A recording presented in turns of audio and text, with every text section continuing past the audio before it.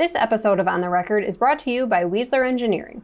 Whether you need low power for occasional use or high power for the toughest jobs, Weisler's PTO drive shafts have you covered. To learn more or to find the right PTO for you, visit www.weisler.com. I'm Executive Editor Kim Schmidt. Welcome to On the Record. Here's an update on what's currently impacting the ag equipment industry.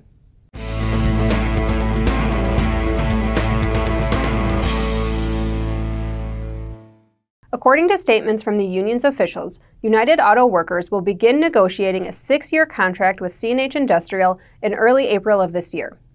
UAW International Director of Public Relations Brian Rothenberg confirmed in an email that the union's contract covering Case IH workers will expire on April 30, 2022.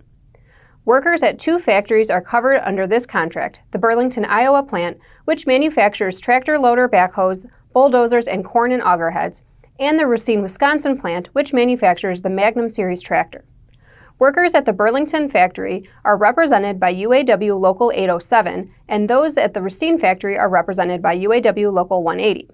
Ag Equipment Intelligence spoke with UAW Local 807 President Nick Guernsey for additional details about the upcoming contract, which he says will cover about 1,200 employees. He stated the local unions will begin preparing for negotiations in mid-March, with formal negotiations beginning in early April. Guernsey says the outcome of the UAW strike at John Deere factories last fall will impact what the union looks for in the Case IH contract. I mean, obviously with John Deere, it set us into put us in a different position.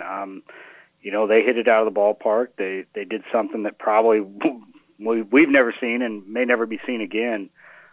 So what we're looking at this time for our contract is we want to maintain, industry standard. We want to be competitive within the industry, and the only way to do that is to up some of the things that we're lacking in the contract, wages being one of them, and benefits. CNH Industrial last faced a strike with UAW workers back in 2004. Which a 2004 report from Farm Progress stated was centered around the company's desire to align union worker compensation and health care more closely with the company's many non-union employees. The report stated that at the time, around 650 of CNH Industrial's 10,000 North American employees were represented by a union. We reached out to CNH Industrial for a comment, but didn't hear back in time for this broadcast. Ag Equipment Intelligence is watching the development of the contract negotiations closely and will keep you up to date on events as they occur. This week's dealers on the move include Florida Coast Equipment, AHW, and King Ranch Ag and Turf.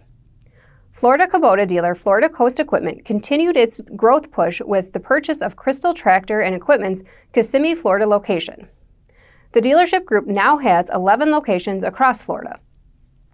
John Deere dealer AHW has purchased Buck Brothers Inc.'s 4 stores in northern Illinois. As of February 17th, AHW will have 20 locations throughout Illinois and Indiana. John Deere dealer King Ranch Ag and Turf has acquired Jasper Country Tractor in Jasper, Texas. This will be the 3rd location for King Ranch Ag and Turf. Now here's Michaela Paukner with the latest from the Technology Corner.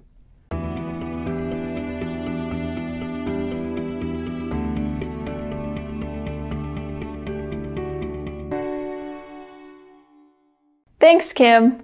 Canadian ag tech company Clean Seed Capital aims to revolutionize planting with its Smart Cedar Max, a 60-row planter described as an inkjet printer for the field.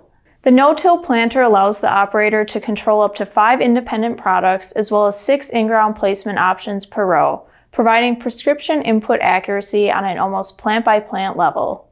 Colin Rush, Chief Operating Officer of Clean Seed Capital, says the 60-foot toolbar combines the large acre efficiency of an air seeder with the precision of a planter. It uses 300 different electric meters to apply herbicides, nutrients, and more at a field speed of up to 5 miles per hour. Rush says the base level standard can handle changing rates every square foot, which would equate to 1.2 billion changes in a half-mile square field. That amount of data would only use 15% of the machine's CPU. The data can be exported for high-resolution prescription maps. The company is opening up pricing in March for the 2022 production run and anticipates selling out by mid-summer as its customers seek more sustainable and precise planting solutions. Rush says the company signed up Canadian dealers for its 2022 pre-commercial run, and this year will be announcing dealers in the Dakotas and Minnesota. Clean Seed Capital is a publicly traded company which allowed it access to capital to fund the development without the short timeline for return on investment often required by Silicon Valley venture capital firms. Agriculture has a long lead time for innovation. You're talking, 5 to 10 year development time for something as significant as this. So we took the company access to capital. What's interesting is even though we're publicly traded, we kind of call ourselves a privately held, publicly traded company because 75% of our investors are farmers, are people in the ag industry and insiders in the company that want to see this technology develop. Rush estimates the company has invested nearly $25 million in R&D over the past 10 years to get the Smart Cedar Max to where it is today. Hear more from Rush in my 2-part podcast interview airing this month on the Precision Farming Dealer podcast. Go to precisionfarmingdealer.com/podcast to listen. That's it from today's Technology Corner. Back to you, Kim. Thanks, Michaela. AGCO reported its fourth quarter and full year 2021 results on February 8th. For the quarter, net sales were up 16% to about $3.2 billion versus the fourth quarter of 2020. Net sales for the full year of 2021 were approximately $11.1 billion, which is an increase of nearly 22% compared to 2020. Net sales in the North American region increased about 21% for the full year of 2021 compared to 2020, excluding the positive impact of currency translation. Increased sales of high horsepower and mid-range tractors as well as precision planting products represented the largest increases. AGCO South American net sales increased 54.3% for the full year of 2021 compared to 2020, excluding the impact of unfavorable currency translation. Sales increased significantly across all the South American markets, with growth achieved in tractors, combines, and planting equipment as well as replacement parts. Net sales in AGCO's Europe Middle East region increased 13% for the full year of 2021 compared to 2020, excluding favorable currency translation impacts. Increased sales of tractors, combines, and replacement parts contributed to growth across all of Europe. Asia Pacific Africa net sales increased 22.3%, excluding the positive impact of currency translation during the full year of 2021 compared to 2020. Higher sales in Africa, Australia, and China produced the majority of the increase. Now here's Ben Thorpe with a data and forecast update. Thanks, Kim. According to Rural Lifestyle Dealers' 2022 Dealer Business Trends and Outlook survey, just 1/3 of dealers anticipate sales growth of at least 2% this year. That breaks a string of 5 straight years where at least half of dealers anticipated growth heading into the new year. In fact, 56% anticipated growth heading into 2021 and 64% anticipated growth heading into 2018. Nearly 35% of dealers anticipate total revenues for 2022 will be in line with last year, and 32% of dealers say revenues this year will be down at least 2%.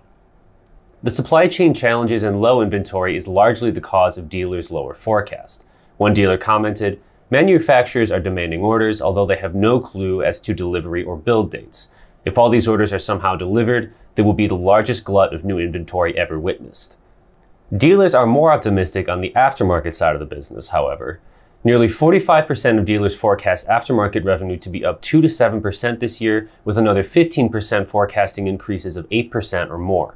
Nearly 27% of dealers expect little or no change in aftermarket revenues versus last year, and just shy of 13% forecast revenues to be down by at least 2% in 2022. The full report of this year's survey results will be published in the March issue of Farm Equipment and will also be available on rurallifestyledealer.com later this month. Back to you, Kim. Thanks, Ben. On February 8th, CNH Industrial also reported its fourth quarter and full year 2021 results, the last year of operations prior to the demerger of Iveco Group effective January 1st. For the fourth quarter, CNH reported consolidated revenues of $9.1 billion, up 7% versus the fourth quarter of 2020. Agriculture net sales for the quarter were up just over 21% to about $4.2 billion. For the full year, CNH Industrial reported consolidated revenues of $33.4 billion, up 28% from 2020. Excluding the Iveco Group, net sales for industrial activities were $19.5 billion, up 32% from 2020. Net sales from agriculture for the full year were $14.7 billion, up nearly 35% from $10.9 billion in 2020. Looking ahead to 2022, During their earnings call, CEO Scott Wine said backlogs remain high as order books across OEMs have increased. He says both Case IH and New Holland order books are up year over year by more than 2 times for tractors and 1.5 times for combines. He says the backlog now extends far into 2022, with some equipment essentially sold out for the year at current production rates. As always, we welcome your feedback. You can send comments and story suggestions to kschmidt@lessitermedia.com. Until next time, thanks for joining us.